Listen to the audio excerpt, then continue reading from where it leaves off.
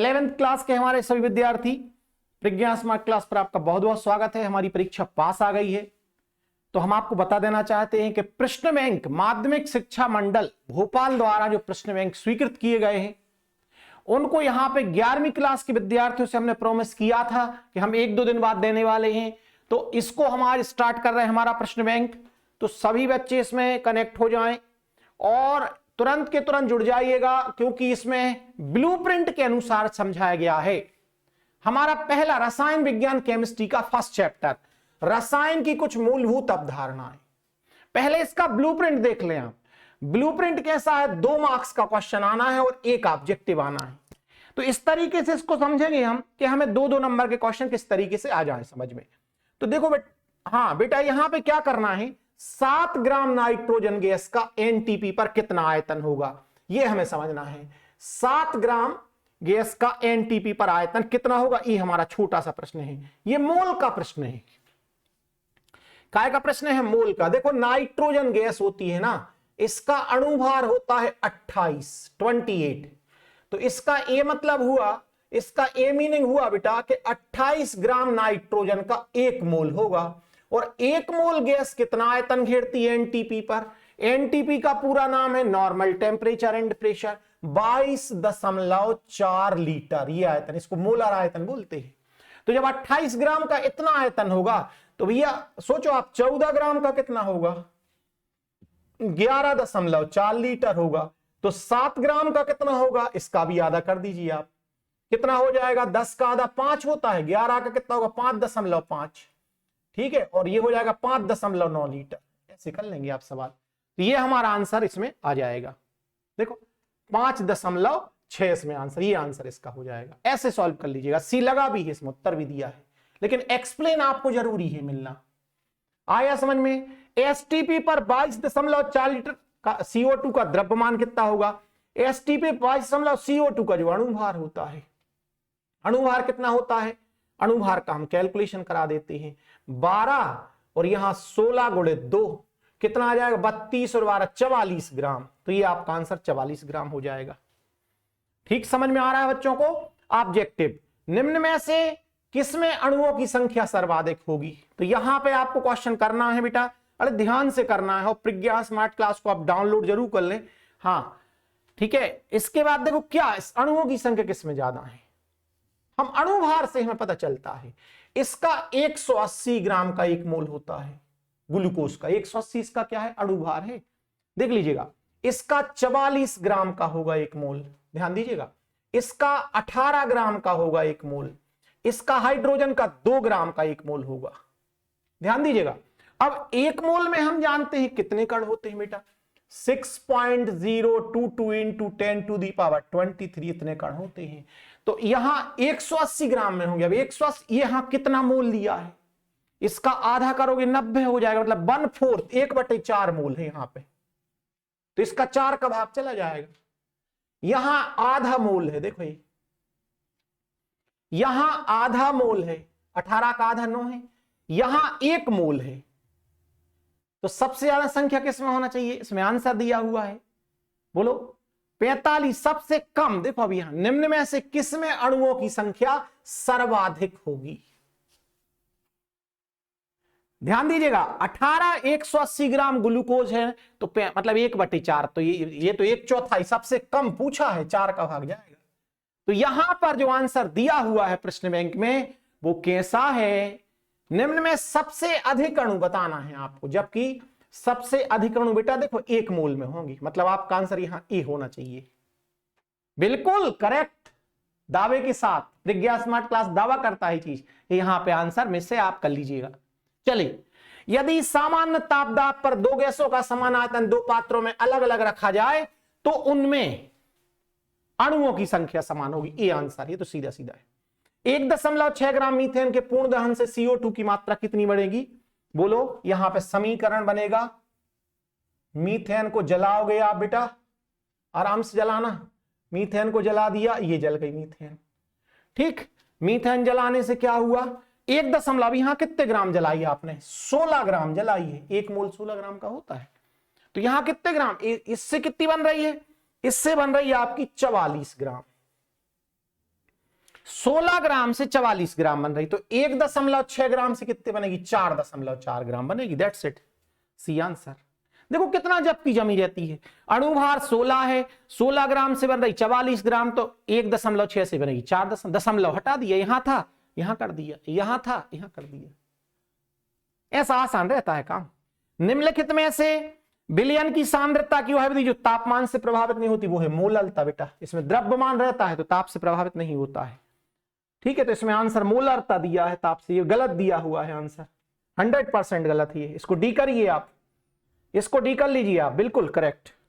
इसमें सार्थक अंकों की संख्या, तो सार्थक अंकों की संख्या इसमें कितनी है? 6, 5, 4, 3, इसमें 3 है सार्थक अंकों की संख्या। तो इसको यहां पे हम समझ सकते हैं बेटा, प्रश्न बैंक बहुत ही महत्वपूर्ण है, अच्छे से पढ़ लो, इसका फुल तैयारी कर लो। और यहां पे देखिएगा, वह यौगिक जिसका मूलानुपाती सूत्र CH2 है। मूलानुपाती सूत्र क्या है इसका? मूलानुपाती सूत्र इसका CH2 है। तो इसका अणुभार 42, तो अणु सूत्र क्या होगा? तो पहले हम मूलानुपाती सूत्र को सॉल्व कर लेते हैं। 12 धन 2 14, ठीक है। फिर हम n का मान निकाल लेंगे। n का मान कैसे निकलता है मैं आपको बता देता हूं, अणुभार बटे मूलानुपाती सूत्रभार, ऐसे निकलता है। तो अणुभार कितना है? 42, मूलानुपाती सूत्रभार कितना है? 14, 14 से काट 14 × 42, 3 आ गया, 3 आ गया। तो आप अणु सूत्र आसानी से निकाल सकते हो, बिल्कुल इजी है। देखो अणु सूत्र बराबर होता है यहां पे बेटा मूलानुपाती सूत्र होल n, ये होता है। यहां पे n लगा दिया, n का मान वहां से आ गया है 3, तो CH2 में 3 लगा दीजिए आप, C3H6 आ जाएगा, ये आ गया C3H6, ये है आंसर है। देखो C लगा भी है। इलेक्ट्रॉन का द्रव्यमान है इतना, तो इसमें सार्थक अंकों की संख्या कितनी होगी? तो हम जानते हैं सार्थक अंकों की संख्या इसमें 4 होगी, ये हमारा आंसर हो जाएगा। और आगे बढ़ाते हम, 22.4 लीटर हाइड्रोजन और 11.2 लीटर क्लोरीन ST मिलाया HCl के कितने मोल बनेंगे? कितना अच्छा प्रश्न है। सभी बेसिक कॉन्सेप्ट क्लियर हो रहा है बच्चों के इसमें के नहीं हो रहे हैं? H2 + Cl2 बराबर 2HCl, ये देखिएगा, इसको सॉल्व करना है, बोलो। तो H2 कितना है यहां पे बताओ? 22.4 लीटर हाइड्रोजन, और क्लोरीन कितना है? 11.2 लीटर।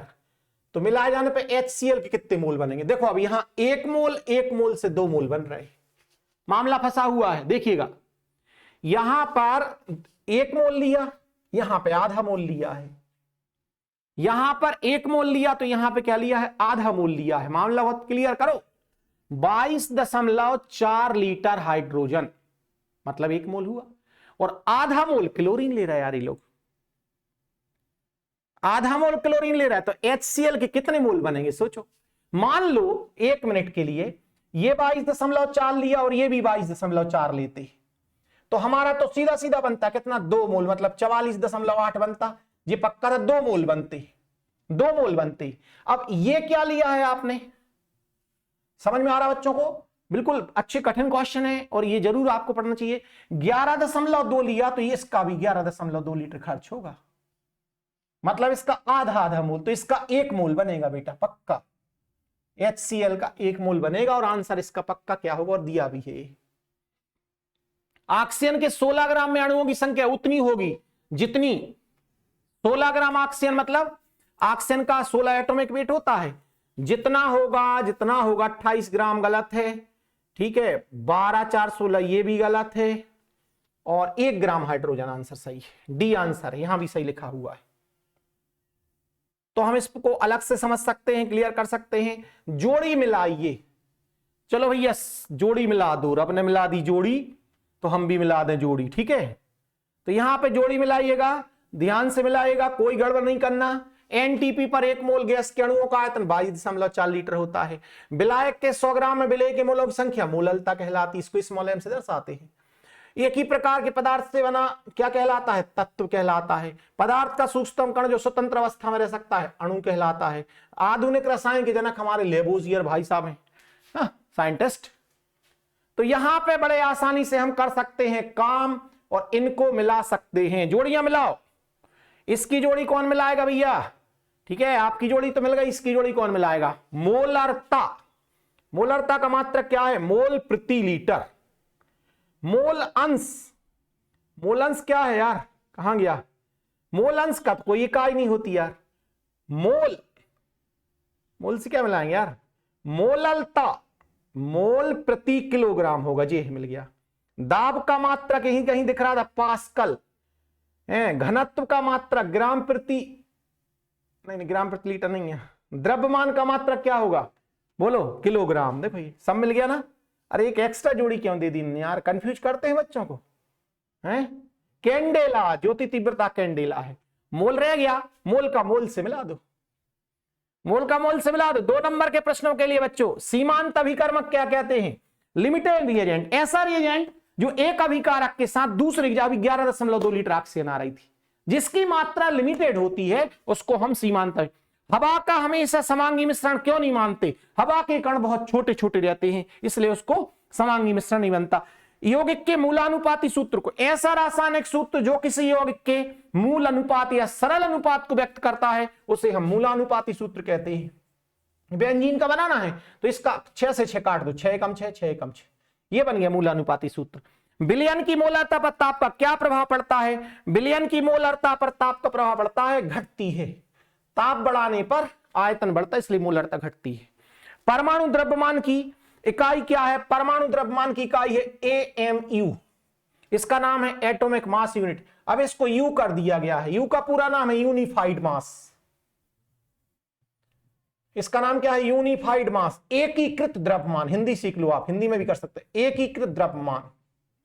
इसको U कहने लगे, पहले इसको परमाणु द्रव्यमान इकाई बोलते थे बेटा। ज्यादातर तत्वों का परमाणु भार प्रभाज में क्यों होता है? प्रभाज में इसलिए होता है कि वो समस्थानिकों का होता है, समस्थानिकों का योग होता है, इसलिए उसको प्रभाज में कहते हैं।